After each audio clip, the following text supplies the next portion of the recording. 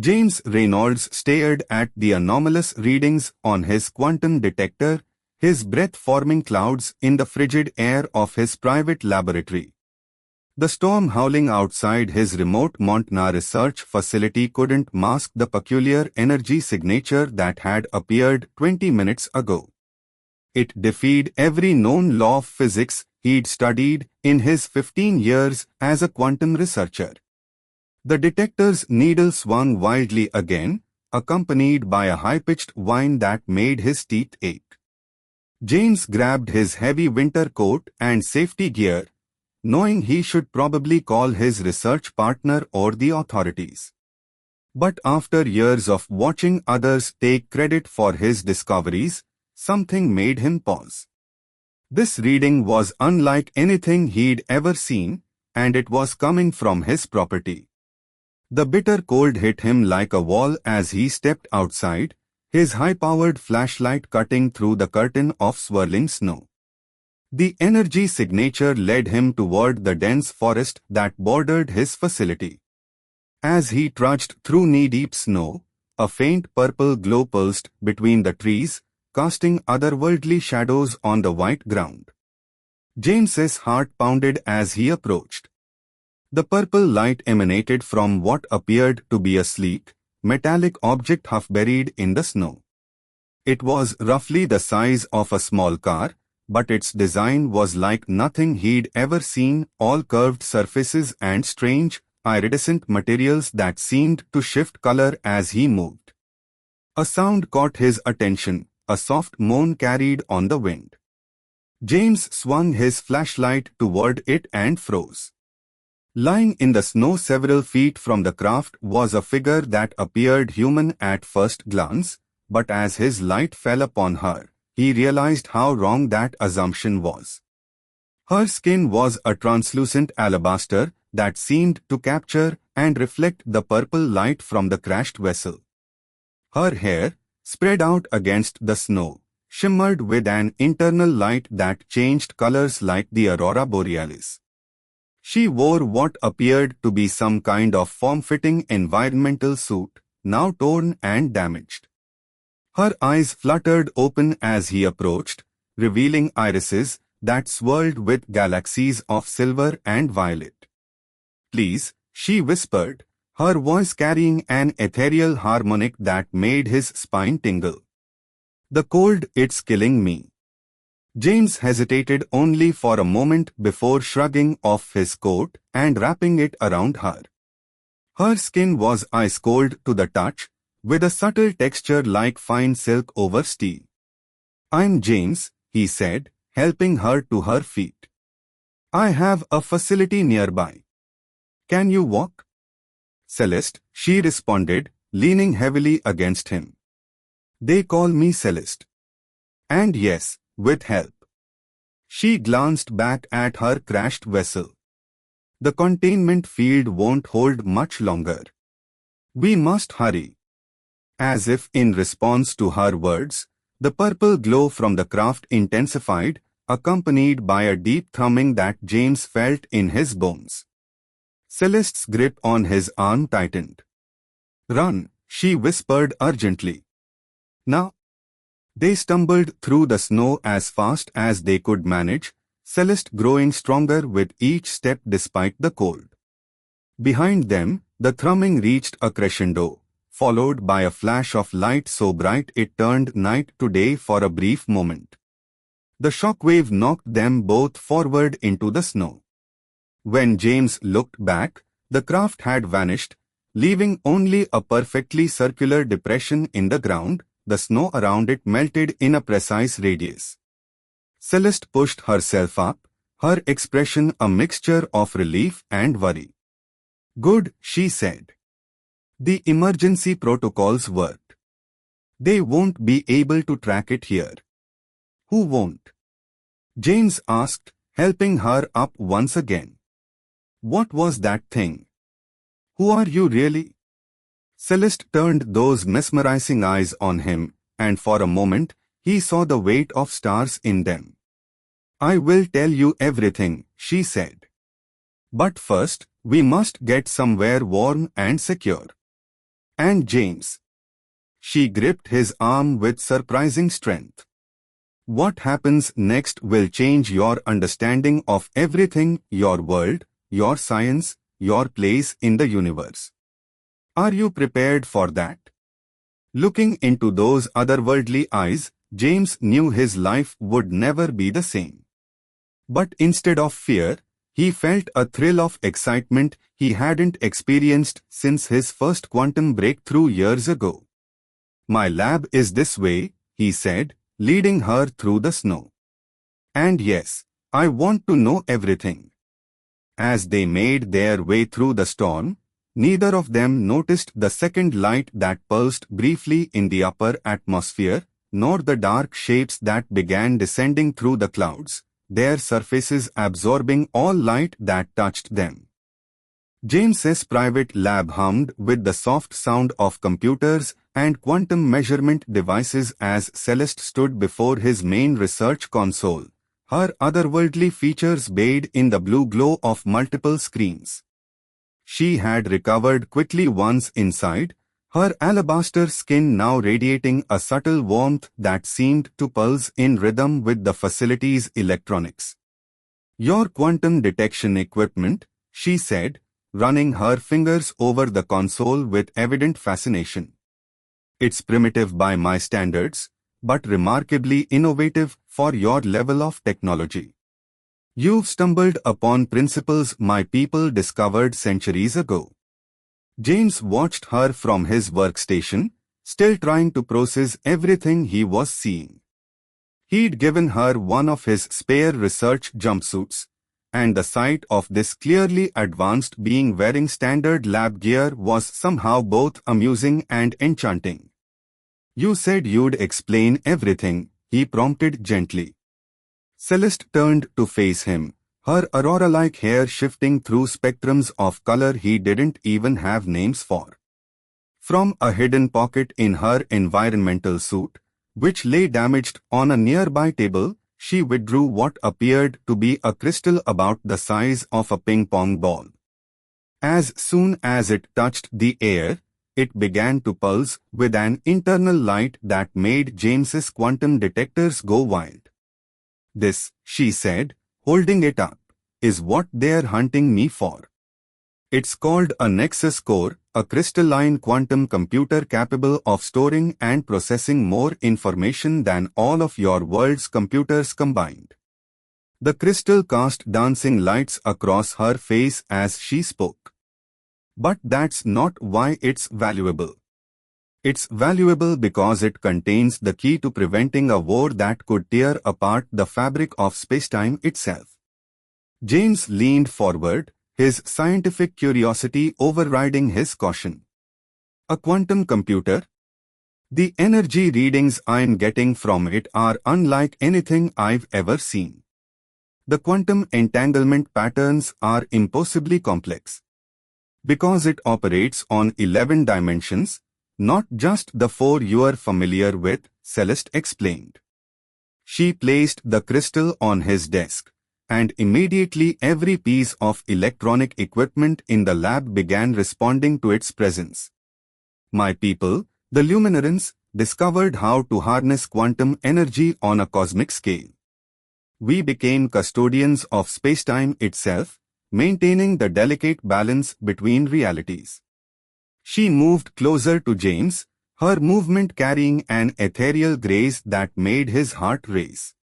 But there are others, the Void Collective, who believe this power should be used to reshape reality itself.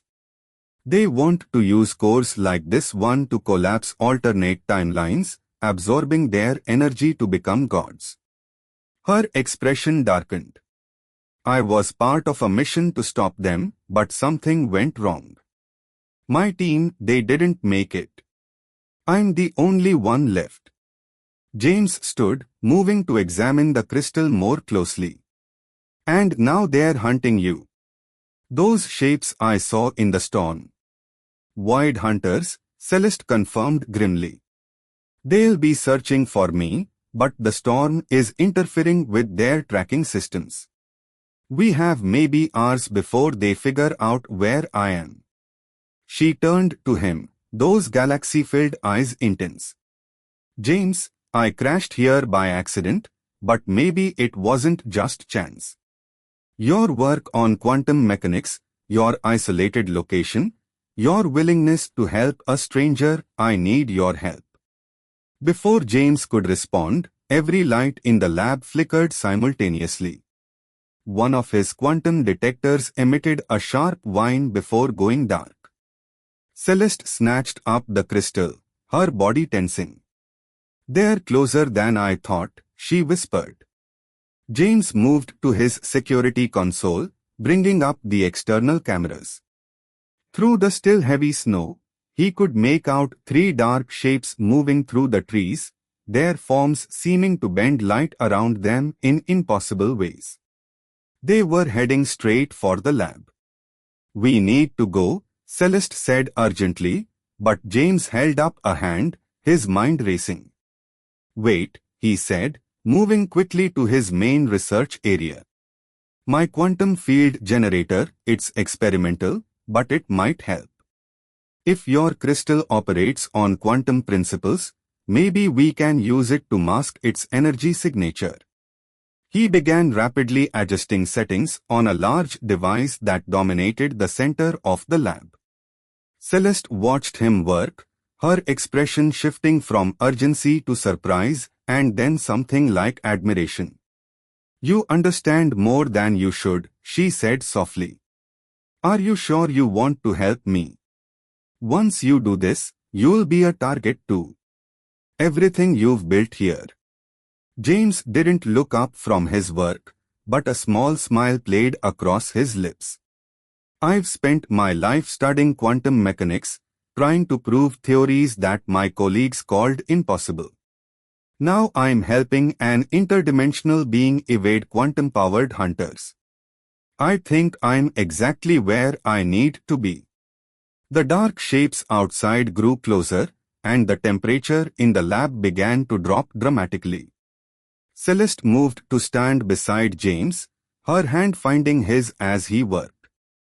Her touch sent a surge of energy through him, like connecting to a live wire, but somehow pleasant.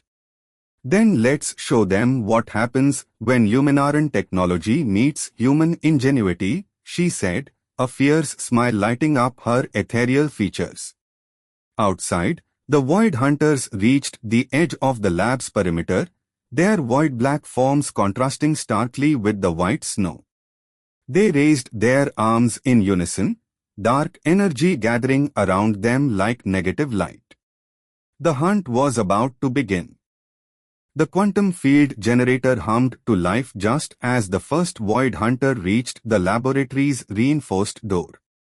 James watched through the security feed as the creature's shadowy form seemed to ripple and distort, like a tear in reality itself. The temperature in the lab plunged further, frost crystallizing on the windows in impossible patterns.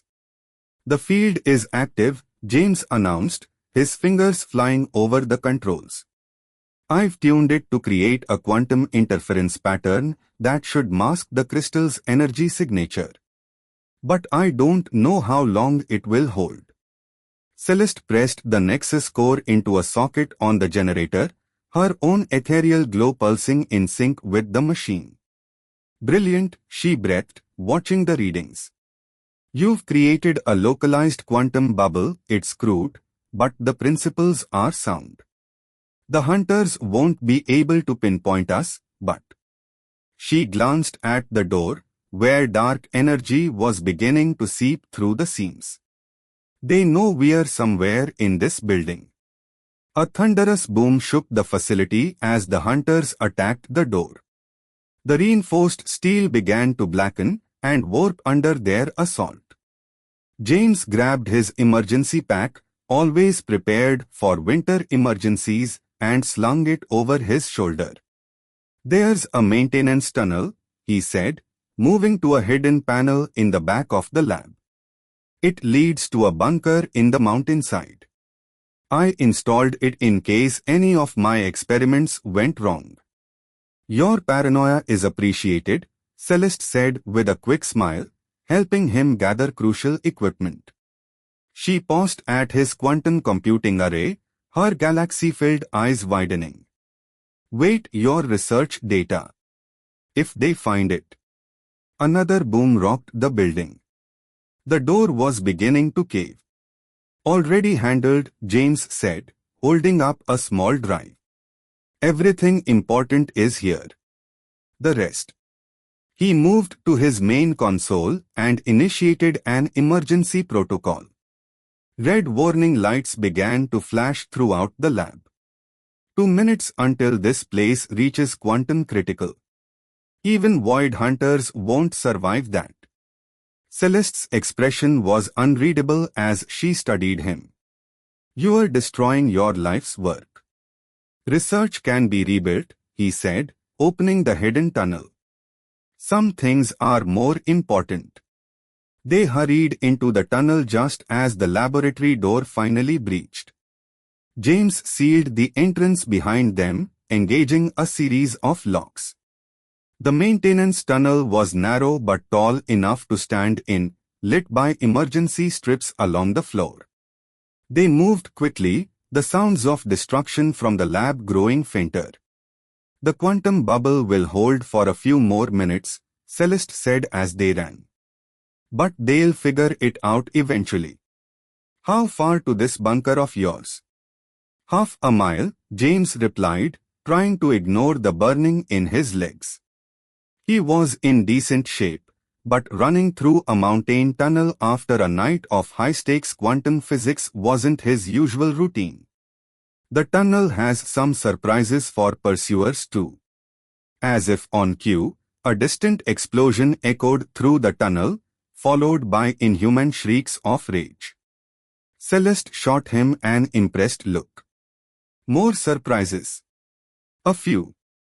He managed a grin despite their situation. "I really don't like uninvited guests." They reached a junction where the tunnel split into 3 paths. James led them down the rightmost passage without hesitation. Behind them, the temperature began to drop again. The hunters had found the tunnel. "They're persistent," Celeste muttered. Her hair was flowing like liquid starlight now, responding to some energy James couldn't perceive. "The Void Collective doesn't tolerate failure. These hunters will chase us until they're destroyed or we are." "Then let's make sure it's them," James said, pulling her to a stop. He reached into his pack and withdrew what looked like a modified flare gun. "Cover your eyes." The tunnel behind them filled with void black forms, moving like living shadows. James raised the gun and fired. The projectile burst in midair, releasing a pulse of pure quantum energy that lit up the tunnel like a miniature sun. The void hunters screamed, a sound that existed somewhere between frequencies, and recoiled, their shadowy forms smoking.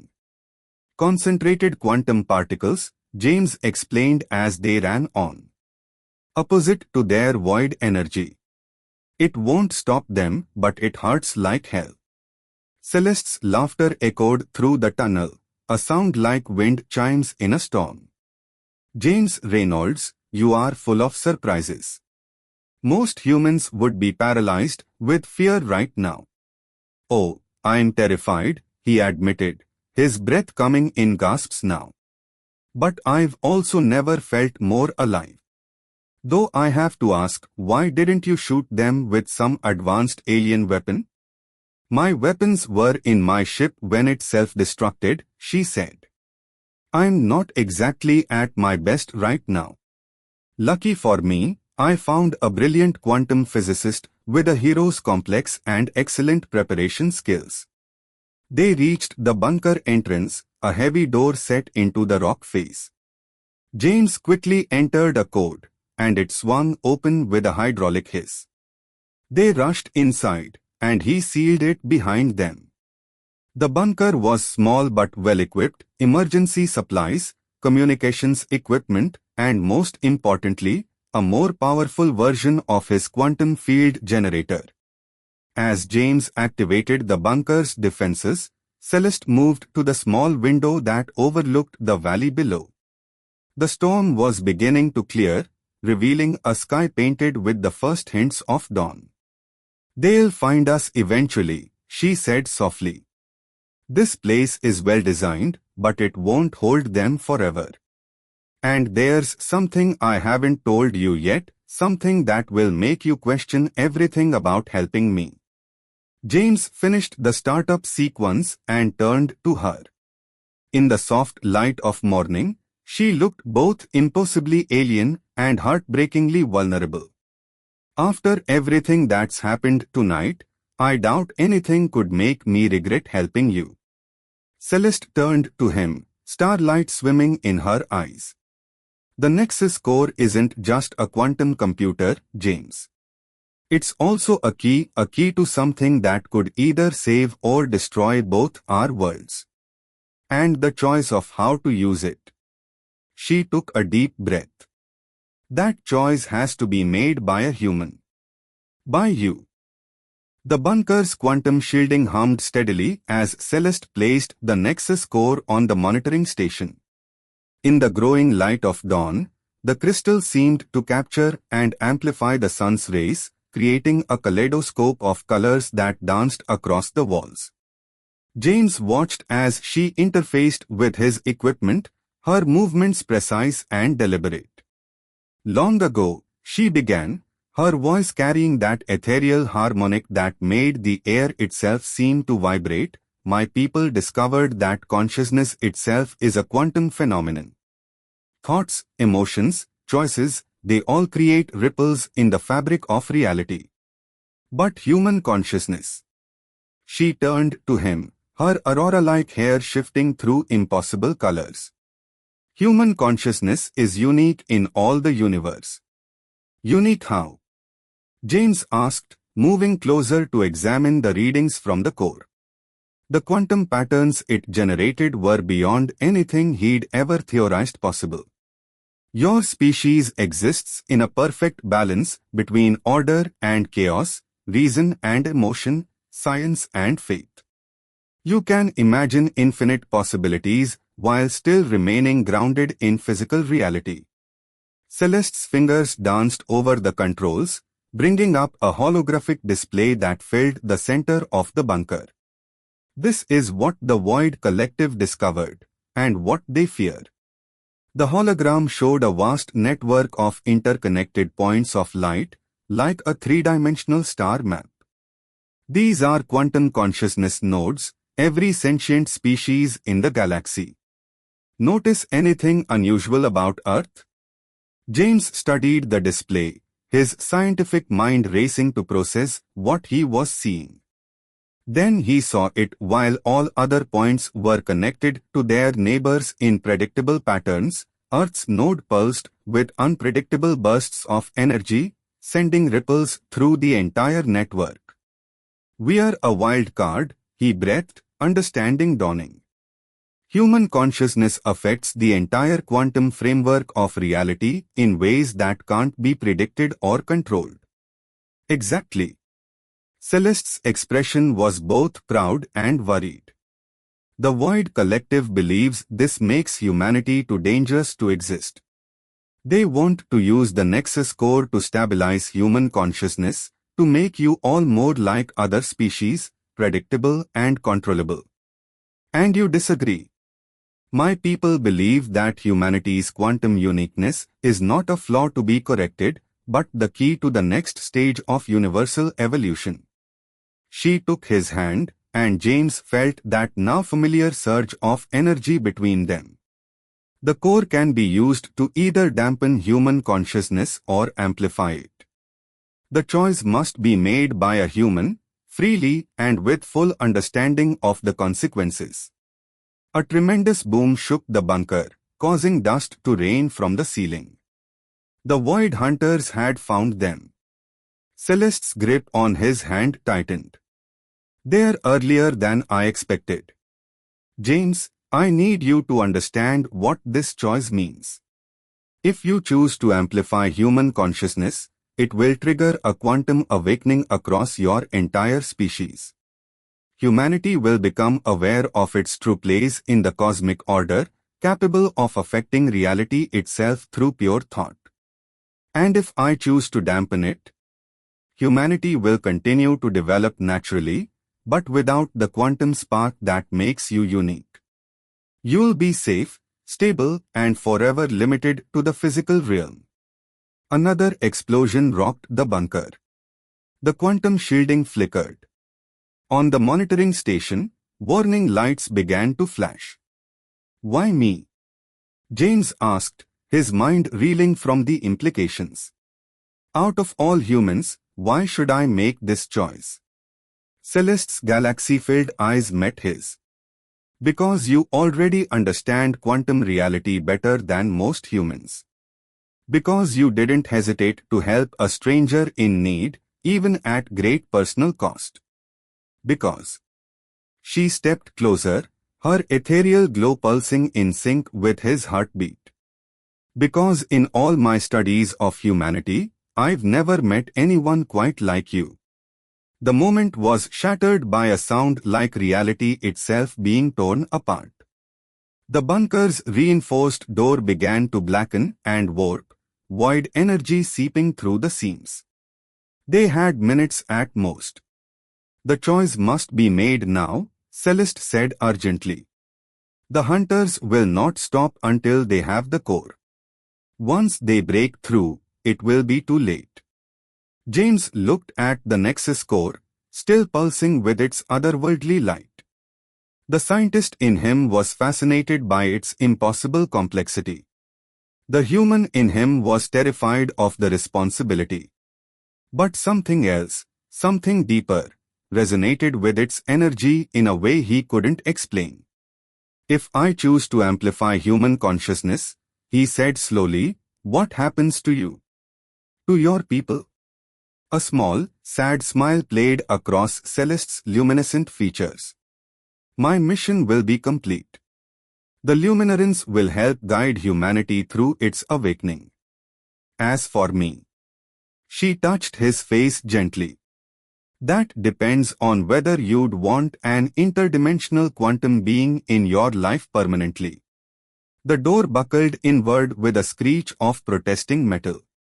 Dark tendrils of void energy began to push through the gaps. The quantum shielding was failing. James, Celeste whispered, her voice urgent but gentle. It's time to choose. What future do you see for humanity? He looked into her eyes, seeing not just the swirling galaxies within them, but a reflection of all human potential, the dreams, the fears, the infinite possibilities that made his species unique. In that moment, surrounded by failing shields and encroaching darkness, James Reynolds made a choice that would reshape the universe itself. James reached for the Nexus core, his decision crystallizing in his mind like the quantum patterns he'd spent his life studying. The moment his fingers touched the crystal, everything changed. The core's light intensified, and he felt a connection to something vast and infinite, the quantum consciousness network Celeste had shown him, but now he was experiencing it directly. I choose to amplify, he said, his voice resonating with newfound power. Humanity deserves to know its true potential, even with all the risks that comes with it. Celeste's face lit up with an inner radiance that outshone even her natural glow. I knew you would understand, she whispered, placing her hands over his on the core. Now, let me show you how. The void hunters burst through the failing door in a surge of darkness, their void black forms filling the bunker like living shadows. But they were too late. The quantum connection between James, Celeste, and the core had already begun. Energy surged through James's body, his consciousness expanding beyond the physical realm. He could see the quantum structure of reality itself, billions of overlapping possibilities, all interconnected by threads of probability. Through his touch on the core, he felt humanity's collective consciousness stirring, awakening to its true nature. The void hunters recoiled as waves of pure quantum energy radiated from the core. Their darkness couldn't stand against the light of human potential unleashed. James watched in awe as their shadowy forms began to dissolve, unable to maintain cohesion in the face of this new power. The quantum awakening has begun, Celeste said, her voice carrying harmonics that resonated through multiple dimensions. Across Earth, humans are starting to sense their connection to the cosmic consciousness. It will take time for them to understand, to learn control, but the path is now open. Through his expanded awareness, James could feel it happening. Around the world, people were experiencing moments of profound insight, sudden understanding of their place in the universe. Artists were seeing colors that had never existed before. Scientists were grasping concepts that had eluded humanity for centuries. Children were dreaming of impossible things that would soon become reality. But the power was overwhelming him. His human consciousness, though unique, wasn't designed to channel this much quantum energy. He felt himself beginning to fade, his physical form struggling to contain the cosmic forces flowing through him. James. Celeste's voice anchored him as she pressed closer, her quantum field harmonizing with his. Stay with me. Let me help you balance it.